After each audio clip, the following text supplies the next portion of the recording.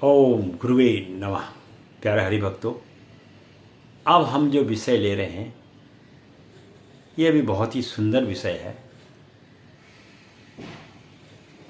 और जीवन में इस विषय की महानता को भी व्यक्ति को स्मरण करना चाहिए।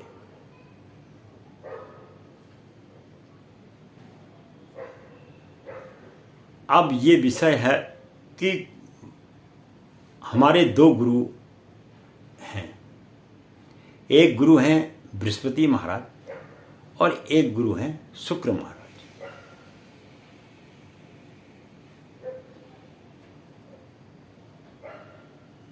तो गुरु महाराज बृहस्पति को जो है उच्च माना गया है, उन्हें श्रेष्ठ माना गया है शुक्र महाराज की अपेक्षा। अब शुक्र महाराज को श्रेष्ठता की पदवी ज़्यादा क्यों नहीं मिली? तो सबसे पहला कारण तो यह है कि उन्होंने अपने जीवन काल के अंदर में असुरों को विशेष मंत्र द्वारा शक्तिशाली बनाया।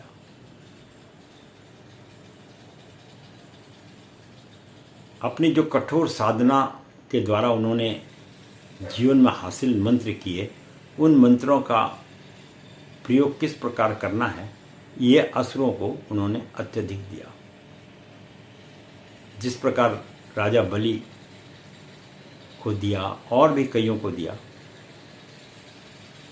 और इसलिए असुर उन्हें अपने इष्ट के रूप में ही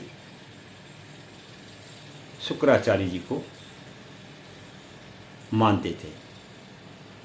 लेकिन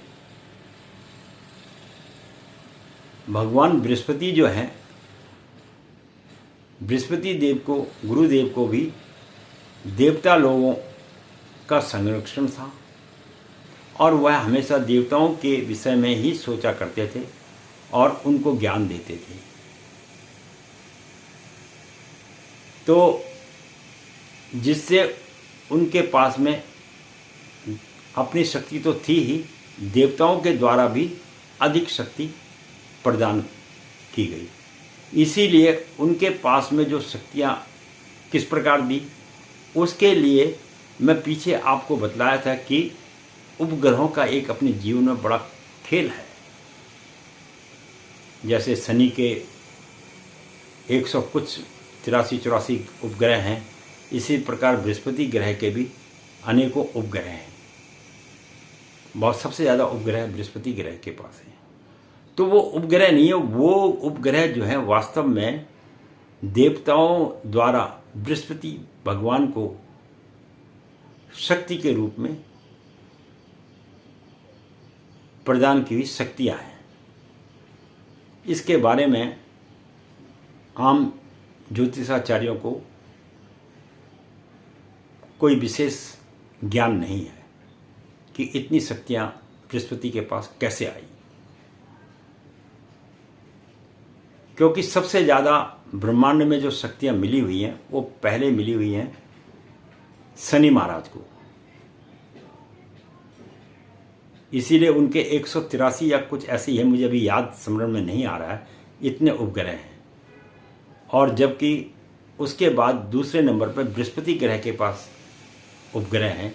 ये उपग्रह मैं फिर आपको बता रहा हूँ, ये उपग्रह जिस प्रकार चंद्रमा के पास शक्ति है, ऐसे इन उपग्रहों के पास भी शक्ति है, जिसके कारण बृहस्पति महाराज गुरुदेव जो है अधिक शक्तिशाली है अन्य ग्रहों के हिसाब से। जबकि मंगल आदि ग्रहों के पास केवल 2 ही उपग्रह हैं। तो बृहस्पति जी के पास, गुरु जी के पास जो है इतनी शक्तियाँ होने के कारण ये जो है विशेष बल प्राप्त करते हैं और उस बल के आधार पर जो है ये व्यक्ति के जीवन में सुख और आनंद की प्राप्ति करवाते हैं। जबकि शुक्र महाराज के पास ऐसी विशेष शक्तियाँ नहीं हैं। शुक्र अपने में सामर्थ्यवान है उनके पिता के द्वारा उनको आशीर्वाद मिला हुआ है, जिसकी वजह से उन्हें भी देवताओं का स्थान प्राप्त है। जब ज्योतिष विद्या का भृगु महाराज ने निर्माण किया,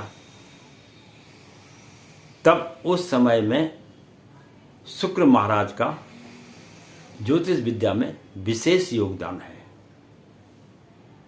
तो ज्योतिष विद्या की जब रचना हुई तो भृगु ऋषि जी ने और उनके पुत्र शुक्राचार्य ने मिलकर भृगु संहिता नाम की पुस्तक का निर्माण किया।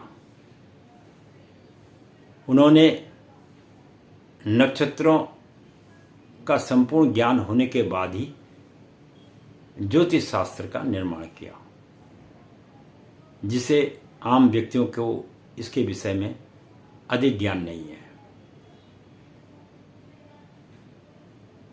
कहने का तात्पर्य यह है कि शुक्राचार्य जी और उनके पिता भृगु ऋषि जी महान ज्योतिषाचार्य थे।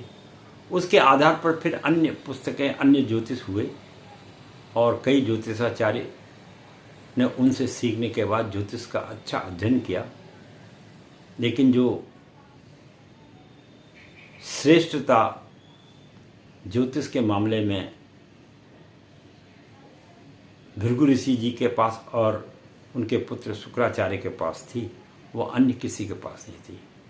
उसी के आधार पर उन्होंने ब्रह्मांड का समस्त ज्ञान प्राप्त करने के बाद ही ज्योतिष विद्या का निर्माण किया, जिसे आज हम सब लोग ग्रहण कर रहे हैं। तो इस प्रकार से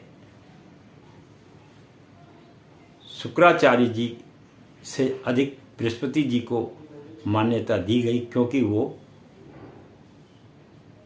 भगवानों के देवता रहे, भगवानों के गुरु रहे, और शुक्राचार्य जी असुरों के गुरु रहे।